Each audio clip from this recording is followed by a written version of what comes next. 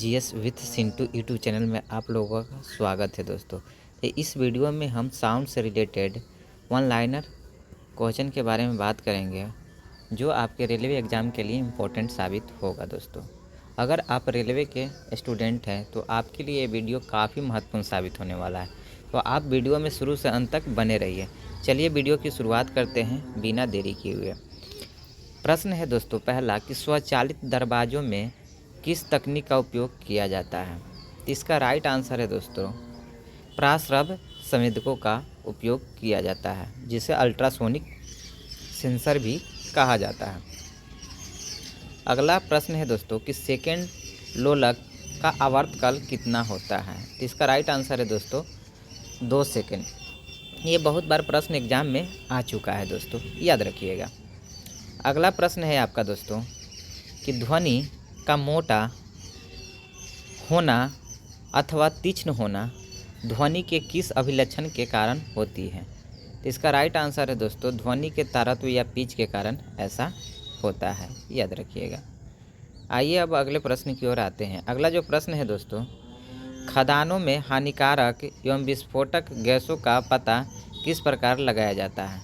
तो इसका right answer है दोस्तों विस्पंद या बीट की सहायता से लगाया जाता है। अगला प्रश्न है दोस्तों कि जब कंपन का आयाम बड़ा होता है तो ध्वनि उत्पादन होता है। तो जब आयाम बड़ा होगा तो वो ध्वनि जो होगा उसकी प्रबलता अधिक होगी, माने वो अधिक प्रबल ध्वनि होगी दोस्तों, याद रखिएगा। क्योंकि ध्वनि की जो प्रबलता होती है, इंटेंसिटी जो होता है, वो आपका एम्पलीट्यूड माने आयाम पर डिपेंड करता है दोस्तों। तो आयाम बड़ा है तो ध्वनि क्या होगा, प्रबल होगा। इस बात को भी याद रखिएगा। ध्वनि से रिलेटेड कुछ महत्वपूर्ण पॉइंट है दोस्तों जिसको आप लोग को याद रखना पड़ता है, क्योंकि ये एग्जाम में सीधे प्रश्न पूछे जाते हैं, यहाँ से सीधे प्रश्न पूछे जाते हैं। जैसे देखिए, ध्वनि पर वायु तथा अन्य गैसीय माध्यमों में क्या प्रभाव पड़ता है और ध्वनि का चाल को कौन कौन से फैक्टर हैं जो इफ़ेक्ट करते हैं, क्योंकि यहाँ से प्रश्न सीधे पूछ लिए जाते हैं। तो देखिए, पहला जो फैक्टर है दोस्तों कि वायु में ध्वनि की चाल पर ताप का प्रभाव क्या होता है, ये डायरेक्ट प्रश्न आते हैं। तो देखिए, ताप का क्या प्रभाव होता है, कहता है कि वायु जो है या अन्य गैसें ध्वनि की चाल वायु में परम ताप के वर्गमूल के समानुपाती होता है दोस्तों। क्या होता है, जो वेलोसिटी होती है वो वर्गमूल के समानुपाती होती है, डायरेक्टली प्रोपोर्शनल होता है, याद रखिएगा। दूसरा पॉइंट है दोस्तों, दूसरा जो पॉइंट है आपका कि वायु में ध्वनि की चाल पर दाब का प्रभाव। तो दाब का प्रभाव यह है कि यदि वायु या अन्य गैसीय माध्यम का ताप नियत माने कांस्टेंट हो तो दाब में किसी भी प्रकार के परिवर्तन का ध्वनि के चाल पर कोई प्रभाव नहीं पड़ता है। तो याद रखिएगा, ध्वनि के जो चाल है उस पर दाब का प्रभाव नहीं पड़ता है।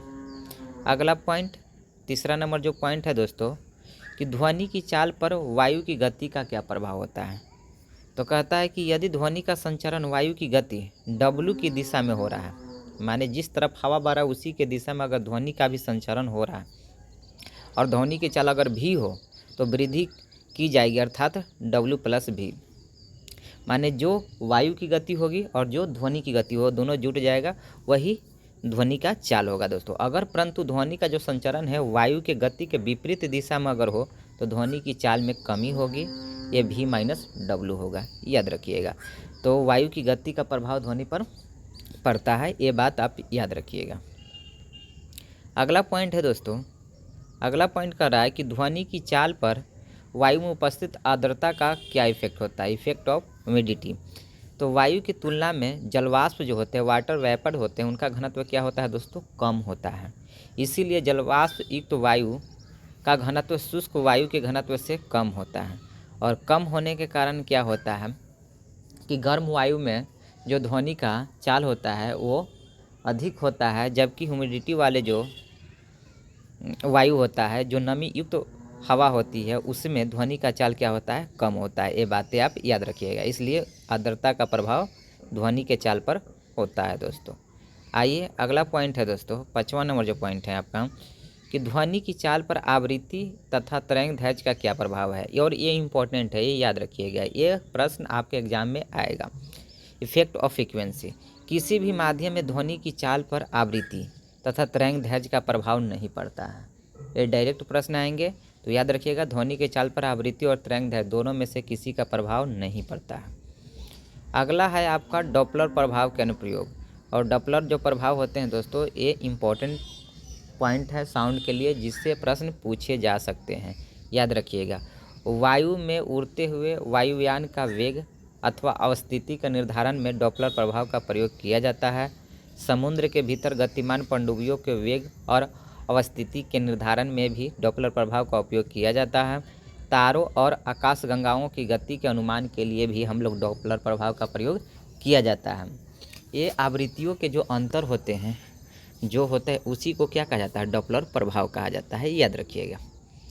आइए अब आगे के कुछ प्रश्नों की बात करेंगे। अब विद्युत चुम्बकीय तरंग से रिलेटेड जो प्रश्न हैं, जो एग्ज़ाम में काफ़ी महत्वपूर्ण प्रश्न बनकर आते हैं और बच्चे इस प्रश्न को सॉल्व नहीं कर पाते हैं। आजकल विद्युत चुम्बकीय तरंग से बहुत सारे प्रश्न एग्जाम में आ रहे हैं, तो चलिए इस टॉपिक को भी हम लोग कवर करते हैं। देखिए, पहला जो प्रश्न है दोस्तों, पहला जो आपका प्रश्न है कि ऐसी तरंगें जो किसी भौतिक माध्यम की अनुपस्थिति में भी संचरण कर सकती है, क्या कहलाती है? इससे पहले वाले जो वीडियो है उसमें हम क्या पढ़ाए थे आपको? यांत्रिक तरंगें।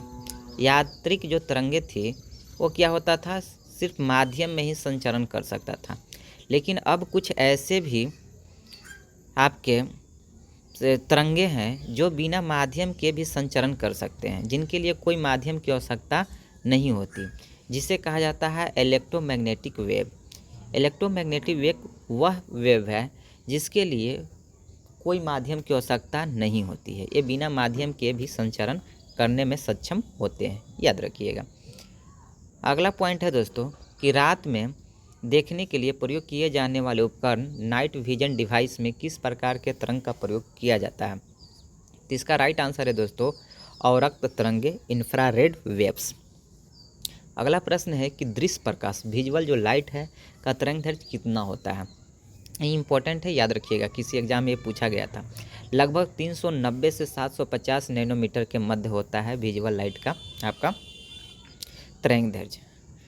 अगला प्रश्न है दोस्तों कि आंतों से संबंधित रोगों के निदान में कौन से किरणों का प्रयोग किया जाता है?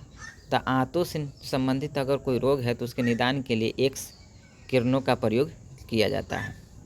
अगला प्रश्न है कि कीड़ों तथा क्षति पहुंचाने वाले जीवों को घरों से दूर भगाने के लिए किन तरंगों का प्रयोग किया जाता है? तो इसका राइट आंसर है अल्ट्रासोनिक तरंगों का प्रयोग किया जाता है दोस्तों। अगला प्रश्न है कि क्रिस्टल की संरचना ज्ञात करने के लिए किन किरणों का प्रयोग किया जाता है? तो क्रिस्टल की संरचना ज्ञात करने के लिए एक्स किरणों का प्रयोग किया जाता है। ये भी बातें आप याद रखिएगा। अगला प्रश्न है दोस्तों कि एक रडार द्वारा वायुयान की उपस्थिति का पता लगाने में कौन सी किरण का प्रयोग किया जाता है? तो इसका राइट आंसर है दोस्तों रेडियो तरंगों का प्रयोग किया जाता है। क्या? रेडियो तरंगों का प्रयोग किया जाता है। अगला जो आपको पॉइंट बताने वाले हैं दोस्तों, ये मोस्ट इम्पॉर्टेंट है और यहाँ से प्रश्न सीधे पूछे जाते हैं और यहाँ से बहुत सारे एग्जाम, एसएससी हो, रेलवे हो या बैंक हो, कोई भी कॉम्पिटिटिव एग्जाम है उसमें प्रश्न यहाँ से आए हैं, तो याद रखिएगा। देखिए, तरंगदैर्घ्य के आधार पर तरंगों का अवरोही क्रम, जो तरंगदैर्घ्य होते हैं वेव लेंथ के आधार पर जो आपका इलेक्ट्रोमैग्नेटिक वेव जो होते हैं उनको अवरोही क्रम में सजाया गया है और इस पैटर्न को आप याद रखेंगे तो यहाँ से एक प्रश्न हमेशा आप सॉल्व करेंगे। तो याद रखिएगा, जो अवरोही माने क्या होता है? अवरोही माने घटते क्रम, माने सबसे ज़्यादा अगर तरंगदैर्घ्य होता है किसी का इलेक्ट्रोमैग्नेटिक वेव में तो गामा किरण का होता है, उसके बाद होता है एक्स किरण का, उसके बाद होता है पराबैंगनी किरण का, उसके बाद दृश्य किरण आता है और उसके बाद अवरक्त किरण आता है, उसके बाद लघु रेडियो तरंगे आते हैं, उसके बाद दीर्घ रेडियो तरंगे आते हैं। तो याद रखिएगा, एक घटते हुए क्रम में है, माने ज़्यादा से कम। गामा किरण, एक्स किरण, पराबैंगनी किरण, दृश्य किरण, अवरक्त किरण, लघु रेडियो तरंगे और दीर्घ रेडियो तरंगे। ये आप पैटर्न पूरा याद रखिएगा। ये सारे इलेक्ट्रोमैग्नेटिक वेव हैं और इसका तरंगदैर्घ्य के आधार पर आपको अवरोही क्रम में मिलान करने के लिए भी आ जाता है। तो यहाँ से आप अगर याद रखेंगे इस पैटर्न को तो आप एक प्रश्न जरूर सॉल्व करेंगे। चलिए अगले प्रश्न की ओर आते हैं। अगला जो प्रश्न है दोस्तों कि दीर्घ रेडियो तरंगे वायुमंडल की किस परत से परावर्तित होती है? तो दीर्घ रेडियो तरंगे आयन मंडल आयनोस्फीयर से परावर्तित होती है, याद रखिएगा। अगला प्रश्न है कि कूलिज नालिका कूलिंग ट्यूब का प्रयोग कौन से किरणों को उत्पन्न करने के लिए किया जाता है? तो कूलिंग ट्यूब जो होता है, कूलिज जो ट्यूब होता है उसका जो प्रयोग किया जाता है एक्स किरणों के उत्पादन के लिए प्रयोग किया जाता है दोस्तों, याद रखिएगा। आइए अगले प्रश्न की ओर, जो इम्पोर्टेंट है और ये प्रश्न पूछा गया है एग्जाम में। कोबाल्ट 60 विकिरण चिकित्सा रेडिएशन थेरेपी में क्यों प्रयुक्त होता है? तो क्यों प्रयुक्त होता है? क्योंकि गामा किरणों के उत्सर्जन के कारण कोबाल्ट 60 का प्रयोग हम लोग चिकित्सा के क्षेत्र में करते हैं। अगला प्रश्न है कि बंद चूल्हे ओवन में किसका प्रयोग किया जाता है? तो इसमें सूक्ष्म तरंगे माइक्रोवेव्स का प्रयोग किया जाता है दोस्तों, याद रखिएगा। आइए अगले प्रश्न की ओर आते हैं, और अगला जो प्रश्न है कि अंतरिक्ष स्टेशनों पर लोलक घड़ी क्यों अनुपयोगी हो जाती है? तो इसका राइट आंसर है दोस्तों कि क्योंकि अंतरिक्ष स्टेशनों पर गुरुत्वीय त्वरण जी का मान 0 हो जाता है, जिससे आवर्तकाल अनिश्चित हो जाता है, इन्फिनाइट हो जाता है। आवर्तकाल क्या होता है? टाइम पीरियड इन्फिनाइट हो जाता है, जिसके कारण लोलक घड़ी क्या हो जाती है? अनुपयोगी हो जाती है दोस्तों, याद रखिएगा। अगला प्रश्न है कि जीवाणुओं को समाप्त करने के लिए किस प्रकार के विकिरण का प्रयोग किया जाता है? तो इसका राइट आंसर है पराबैंगनी किरण का प्रयोग किया जाता है। आइए अगले प्रश्न की ओर आते हैं, और अगला जो प्रश्न है कि पदार्थ के किस गुण के कारण यांत्रिक तरंगों का किसी माध्यम में संचरण संभव होता है? तो ये प्रत्यस्थता तथा जड़त्व के कारण ही क्या होता है? यांत्रिक तरंगें किसी माध्यम में संचरण संभव हो पाता है, याद रखिएगा। अगला प्रश्न है दोस्तों कि वैद्युत चुम्बकीय तरंगें इलेक्ट्रोमैग्नेटिक वेव्स का मूल स्रोत क्या है? तो इसका है वैद्युत आवेश का निरंतर कंपन करना, जिसके कारण आपका वैद्युत चुम्बकीय तरंगें उत्पन्न होती है। कौन सा विकिरण पृथ्वी के वायुमंडल में प्रचुर मात्रा में विद्यमान है? तो याद रखिएगा, यह भी इम्पोर्टेंट क्वेश्चन है। तो आपका जो विकिरण है अवरक्त विकिरण, जो पृथ्वी के वायुमंडल में प्रचुर मात्रा में क्या है दोस्तों? विद्यमान है।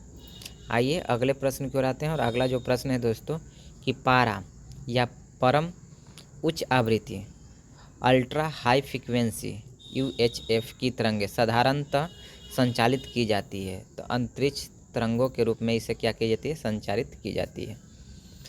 जल के शुद्धिकरण में पराबैंगनी किरणों का प्रयोग किस रूप में किया जाता है? तो जल के शुद्धिकरण में जो आपका है रोगाणुनाशक के रूप में प्रयोग किया जाता है। ये इंपॉर्टेंट प्रश्न है और एग्जाम में आया है दोस्तों, तो याद रखिएगा, ये आपके भी एग्जाम में आ सकता है। आइए अगले प्रश्न की ओर आते हैं, और अगला जो प्रश्न है दोस्तों ये भी आपका इम्पोर्टेंट FM का फुल फॉर्म क्या होता है? Frequency modulation. जो प्रसारण सेवा में प्रयुक्त होने वाले आवृत्ति बैंड की परास क्या होती है? तो आप याद रखिएगा, जो FM आप बचपन में सुना करते थे उसका जो परास होता था 88 से 108 मेगाहर्ट्ज़ के मध्य ही आपके जितने भी सारे स्टेशन थे वो पकड़ते हैं। तो इसी को क्या कहा जाता है? फ्रीक्वेंसी बैंड, जो 88 से 108 मेगाहर्ट्ज़ के मध्य होता है, याद रखिएगा। अब आइए आगे कुछ प्रश्न हैं जिन पर हम बात करते हैं और जिसको आप अच्छे से समझने की कोशिश कीजिए। MRI magnetic resonance imaging machine में किन तरंगों का प्रयोग किया जाता है? चुंबकीय तरंगों का प्रयोग किया जाता है दोस्तों। तो इस तरह से कुछ महत्वपूर्ण प्रश्नों को आप लोग देखें। तो अगले वीडियो में, क्योंकि ये वीडियो लंबा हो जाएगा, तो वीडियो को हम यहीं समाप्त करते हैं दोस्तों। तब तक आप बने रहिए। थैंक